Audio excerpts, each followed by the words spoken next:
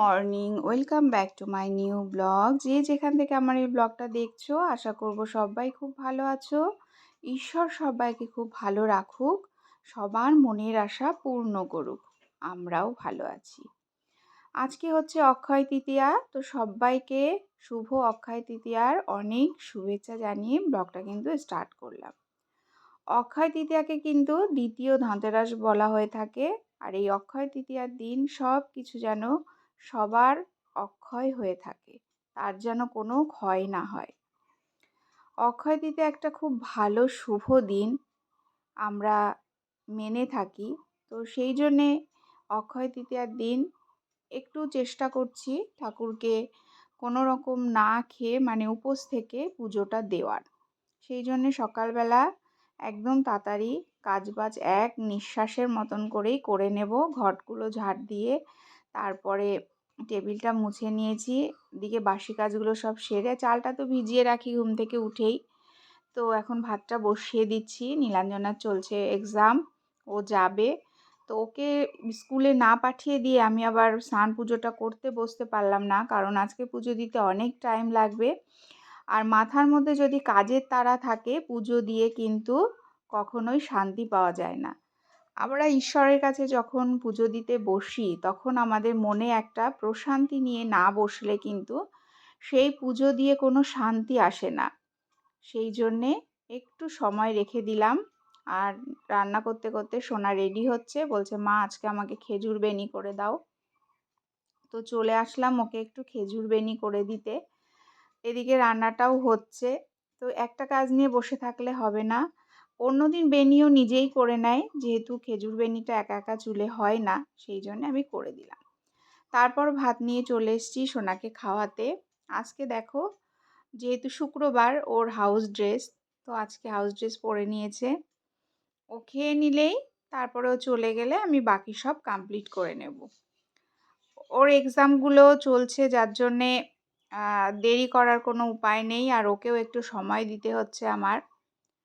তো সব দিকে মেনটেন করতে হচ্ছে। আর সকালবেলা তো ওকে খাইয়ে দিই তোমরা তো জেনেই গেছো। তো বাচ্চাদের কোনো একটা টাইম ওদের মনের মতন করে একটু চলতে হয়, তাহলে কি হয়, ওদের ভালো লাগে। তো এই দেখো সোনা রওনা হয়ে গেল দুগ্গা দুগ্গা করে, ওর গাড়িও চলে এসছে। তো এই যে সোনা এখন স্কুলের পথে রওনা হয়ে গেল। তো ওকে ছেড়ে দিয়ে আমি বাড়িতেই রয়েছি, সামনে দিয়েই নিয়ে যাই। তারপর দেখো ঘরটা মুছতে বাকি ছিল, তো ঘরটা মুছে নিলাম। দেখবে সমস্ত কাজ সকাল সকাল হয়ে গেলে কিন্তু একটা ফ্রেশনেস কাজ করে, কিন্তু সম্ভব হয়ে ওঠে না প্রত্যেক দিন অনেকটা সকালে না খেয়ে সমস্ত কাজ করে পুজো দিতে, কারণ শরীরটা ভীষণ খারাপ লাগে। আগে ছিল একটা টাইম আমি না খেয়ে সমস্ত কাজ গুছিয়ে পুজো দিয়ে তারপরে খেতাম, কিন্তু এখন আর হয়ে ওঠে না, শরীরটা সাথ দেয় না। কিন্তু বিশেষ দিনগুলো কষ্ট হলেও চেষ্টা করি একটু না খেয়ে পুজো দিতে। তো আজকেও ব্যতিক্রম নয়, আজকেও সেটাই করলাম। তো স্নান করে দেখো মাথায় শ্যাম্পু ট্যাম্পু দিয়ে কিন্তু চলে এসেছি, আর কাজ আমার সব রেডি, শুধু রান্নাটা বাকি রয়েছে। তাও ভাতটা করে নিয়েছি, শুধু তরকারিগুলো করলেই হয়। সোনার আমার কিছু জামা কাপড় ধুয়েছি, তো সেগুলো একবারে স্নান করেই মেলতে চলে এসেছি। আজকে যেহেতু শ্যাম্পু করেছি, উপোস রয়েছে বলে, তো এখন চুলটা খুব ভালো করে মুছে নিচ্ছি। আর আমি কখনো পুজো দেওয়ার আগে চুল আঁচড়াই না, পুজো দেওয়ার পরেই চুলটা আঁচড়াই। কেন জানি না, আমার ইচ্ছে করে না যে ভালো করে মাথাটা আঁচড়ে তারপরে পুজোয় বসতে। তো এই দেখো আজকে একটু যৎসামান্য মিষ্টি এনে ঠাকুরকে ভোগ দেওয়ার চেষ্টা করেছি। ঠাকুরের ভোগ সাজানো হয়ে গেছে, ফুল টুল সব দেওয়া হয়ে গেছে। এখন আমি আরতি করে নিচ্ছি। আজকে তোমাদের সাথে অক্ষয় তৃতীয়ার দিন খুব সুন্দর একটা বাস্তুদোষ কাটানোর মানে টিপস বলতে পারো, বা উপকরণ বলতে পারো, বা তোমাদের বাস্তুদোষ কাটানোর যে জিনিসটা বা উপকরণ কি কি লাগবে সেগুলো, সেই উপায়টা তোমাদের সাথে আজকে আমি শেয়ার করব। সন্ধ্যাবেলায় বাস্তুদোষ কাটাতে ধুনোর মধ্যে বা ধুনোর সাথে প্রত্যেক শনি মঙ্গলবারে এই 5টি জিনিস মেটালে কিন্তু ঘরের বাস্তুদোষ একদম কেটে যাবে, ঘরে আসবে সুখ সমৃদ্ধি। সুখ শান্তি বজিয়ে থাকবে। তো সেই জিনিসগুলো সবসময় মাথায় রাখতে হবে। আজকে আমি তোমাদের সাথে এটা শেয়ার করব। আর এই দেখো, সবসময় ঠাকুরের ভোগ দেওয়া বা পুজো দেওয়ার পর ঠাকুরের ভোগটা কিন্তু তুলে নিতে হয়, আর সেটা আমাদের নিজেদের খেতে হয়, যে জিনিস দিয়েই আমরা ঠাকুরকে ভোগ দিই না কেন। তো এই যে আজকে গুজিয়া, মিষ্টি, নকুলদানা সব দিয়েই দিয়েছিলাম। তো এবার ভোগটা আমি উঠিয়ে নিচ্ছি। তারপর সবাই বাড়ি আসলে একসাথে সবাই মিলে ঠাকুরের ভোগটা খাবো। আর এখনও কিন্তু আমি উপোস রয়েছি, এখনও পর্যন্ত আমি কিছু খাইনি, বেশ অনেকটাই বেলা হয়ে গেছে। তো এবার মাথা টাথা আঁচড়ে ক্রিম মেখে তারপর কিন্তু আমি রান্নাঘরে গিয়ে কিছু একটা বানিয়ে খাবো। ভাত রয়েছে, কিন্তু আজকে একদম ভাত খেতে ইচ্ছে করছে না। জ্বরের পরের থেকে না খাওয়ার প্রতি আগ্রহটা একদম কমে গেছে, খাওয়ার প্রতি কোনো ন্যাক নেই, কিন্তু খেতেই হবে। তো নীলাঞ্জনা বাবা বলছে যেটা ভাল লাগে সেটা বানিয়ে খাও। তো ভাবছি দেখি, এদিকে বানাতেও মন চাইছে না, তবুও এখন পুরো ফ্রেশ হয়ে চলে গেছিলাম কিচেনে। দেখো একটু পরোটা, চা বানিয়ে নিয়েছি। তো এটা আজকে ব্রেকফাস্ট হবে। তারপর সোনার জন্যে আবার আমি, মানে সোনার জন্য না, সোনা চলে আসবে, তাই তাড়াতাড়ি করে সবার জন্যে রান্না করব। আজকে খুব সুন্দর একটা নিরামিষ আলু পটলের রেসিপি তোমাদের সাথে শেয়ার করছি। দেখো এখানে বেশ কিছুটা পনির নিয়ে এসছে। পনিরগুলোকে খুব ভালো করে যার যার মনের মতন সেই শেপে কাটতে পারো। তো আমি এখানে মোটামুটি চৌকো চৌকো করে কেটে নিচ্ছি, একটু বড় শেপ করে কাটলাম। পনিরটা দেখতেই খুব সুন্দর লাগছে, আশা করব খেতেও ভীষণ টেস্টি হবে।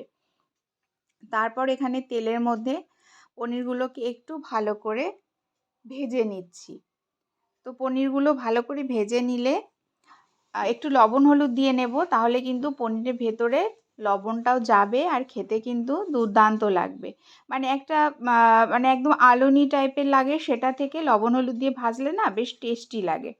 আর খুব বেশি ডিপ ফ্রাই করব না, আবার খুব বেশি নর্মালও করব না, একটু লালচে করে ভেজে এই দেখো পনিরগুলোকে এবার আমি উঠিয়ে নিচ্ছি। পনিরগুলো ভাজা হয়ে গেছে, এবার এই তেলের মধ্যে দিয়ে দেব পটল। পটলগুলোকে একটু ভালো করে ভেজে নেব। এর ভেতরেও লবণ হলুদ দিয়ে পটলগুলো ভেজে নিলাম। পটলগুলো তুলে নেব এবার আমি, দেখো এরকম অবস্থায় তুলে নিলাম। এবার আমি আলু দিয়ে দিয়েছি। এর মধ্যে যে মশলা দেব, এর ভেতরে দিচ্ছি জিরে, লঙ্কা আর আদা। এই পেস্ট দিয়েই কিন্তু আমি রান্নাটা করব, আর কিচ্ছু এর মধ্যে দেব না। এবার আলুটাও ভেজে তুলে নিলাম। এবার গোটা জিরে, তেজপাতা ফোড়ন দিয়ে দিলাম। দিয়ে এবার আমি মশলাটাও দিয়ে দিলাম। মশলার মধ্যে তাহলে কি দিয়েছি, আদা, জিরে আর লঙ্কা। আর কিন্তু কোনো মশলা এখানে অ্যাড করব না। স্বাদ অনুসারে লবণ, পরিমাণ মতো হলুদ, ব্যাস এই কটা জিনিস দিয়েই কিন্তু আলু পটল পনিরের নিরামিষ সবজি একদম কিন্তু রেডি হয়ে যাবে। নিরামিষের দিন কিন্তু আমরা ভেবেই পারি না কি রান্না করব। আর তোমাদেরকে আমি 100% বলছি, এইভাবে যদি রান্না করো হাত চেটেপুটে তো খাবেই, এক থালা ভাত অনায়াসে খাওয়া হয়ে যাবে। তবে যেহেতু পনিরের রেসিপি, একটু স্পাইসি করার চেষ্টা করবে, তাহলে কিন্তু খুব সুন্দর লাগবে খেতে। তো এই দেখো পুরো তরকারিটা কিন্তু আমার রেডি হয়ে গেছে। দেখতে যেমন সুন্দর হয়েছে, খেতেও কিন্তু অসম্ভব সুন্দর লাগে। তোমরা একবার ট্রাই করে দেখো। তো সরাসরি এই দেখো রান্না তো রেডি। এবার চলে এসেছি আমি ডাইনিং পুরো টেবিলে খাবারটা নিয়ে। দেখো এখানে চচ্চড়ি রয়েছে, সজনে ডাঁটা আর হচ্ছে উচ্ছে আলু দিয়ে শসা কেটে নিয়েছি, আর পনির রয়েছে আর ভাত। ব্যাস খাওয়া কমপ্লিট। এখন একটু রেস্ট নিয়ে শোনার রয়েছে পড়া।